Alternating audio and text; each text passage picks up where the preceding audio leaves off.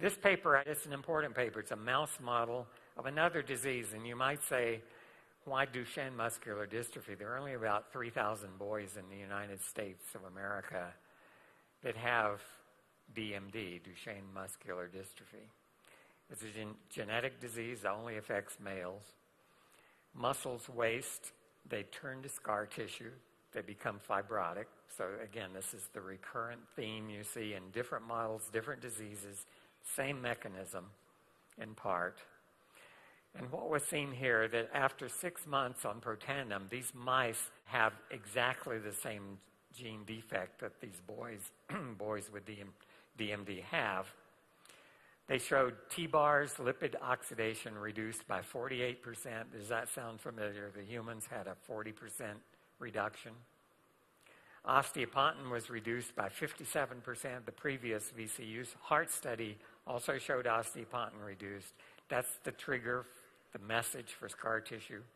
And the MRI signal, magnetic resonance imaging, if you have a boy with DMD and you do an MRI, you can see changes in the muscle. Your T-bars went down, osteopontin went up. Both of those were decreased in the Protandim-treated animals. And if you look at an MRI on a mouse, here's what the pictures look like on a mouse that has muscular dystrophy. You can see those areas in the yellow circles.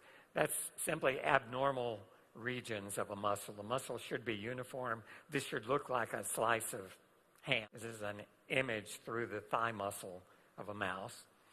And you can see those anomalous regions. And these are Protandim-treated mice. And you can see those bright white spots have virtually disappeared. But the important thing, if you have muscular dystrophy, you don't want those anomalous regions. You want to see clean-looking, normal-looking muscle. And it was reduced by 38%. This last paper from Ohio State, Protandim blocks intimal hyperplasia. What is that? It's the thickening of a vessel wall. And this is in veins that are used to bypass clogged arteries in the heart. If you know someone who's had bypass surgery, the bypass means they take a vein out of your leg, they use it to bypass, to put new plumbing around your heart. This study increased the antioxidant enzymes, decreased levels of superoxide, decreased lipid peroxidation. What does intimal hyperplasia look like? This would be a cross-section through a healthy vein or a healthy artery. And it has the lumen, the pink spot in the middle is where the blood goes through. It's like the opening in a pipe. The vessel is composed of several layers. The innermost kind of yellow layer is labeled intima. And when you have intimal hyperplasia, it just means intimal overgrowth or thickening. You can see that that would partially occlude that pipe. That's not a good thing. And in real vessels, you can see the upper one is a freshly isolated vein from the leg that's going to be used to bypass the artery. The lower picture is that artery that's been that vein that's been subjected to oxidative stress. And you can see the wall has thickened, the lumen, the opening in that pipe is much, much smaller, and obviously the blood flow through that vessel is going to be constrained. Intimal hyperplasia is actually not a disease. It's something that is caused by physicians and surgeons doing procedures to keep your heart working for a bit longer. So if they do a bypass, you're in good shape immediately. And within a few months, you may feel like your old self. But those grafts fail, and they fail because of this process of intimal hyperplasia. If they do angioplasty, they put a catheter into your heart, put a stent, looks like a little cylinder of chicken wire that opens up by a balloon, can hold that clogged artery open.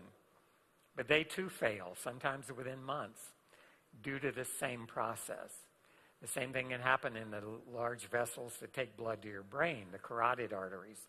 They can be opened up, but within months or years, they start to occlude by this process. Protandim blocked the process. It didn't stop the disease because it wasn't present during that. But in isolated organ culture, it could prevent this process of intimal hyperplasia. And finally, I want to remind you that the technology behind Protandim, the technology derived from these publications that led to these publications, is protected by 3 United States patents issued in 2007, 2008, and 2009.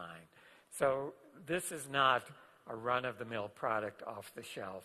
This is something that is very different. Its bedrock is mainstream solid science, mainstream solid patents protecting this product, and it's a powerful thing that you're selling, and I hope all of you can take these tools and use them as you convince the people around you that Protandim is something they need. Thank you very much.